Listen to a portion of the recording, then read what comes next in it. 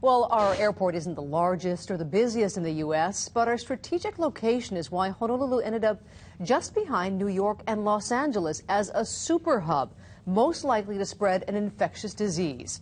KITV4's Catherine Cruz explains the MIT study released today points to Honolulu as a gateway to Asian cities and the West Coast. Honolulu International Airport. Could we be spreading more than aloha? The MIT study says our location, layover times, and connectivity could make us among the most likely places to spread a contagious disease in the early days of a pandemic. They can come out of nowhere, occur quickly, infect lots of people. The days of swine flu and SARS forced the world to take stock of how well we could respond to a deadly outbreak. 4 years ago, a joint drill with the Centers for Disease Control, State Civil Defense, and Hawaii's hospitals tested our response. Well, we talked about an airliner coming to Honolulu with an infected casualty or patient on board. And what we did was we set up a clinic down at the airport. We managed them through. We transported them, some of them, to the hospitals.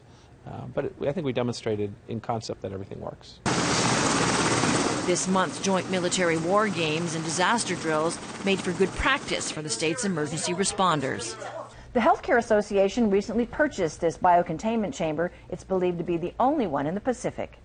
This is the first look at one of the necessary tools to isolate and quarantine potential carriers of the next deadly outbreak. It was used once on a suspected swine flu case from Christmas Island, which turned out to be negative. Claremont says the state is due for another review of its emergency preparedness plan in September. We go through a scenario, and so it's time to refresh our plans and take a look and see if anything's changed. As for Honolulu's number 3 ranking, I'm not surprised. You know, a lot of people do transit through Honolulu. So do we dwell on that or do we prepare? I think we prepare.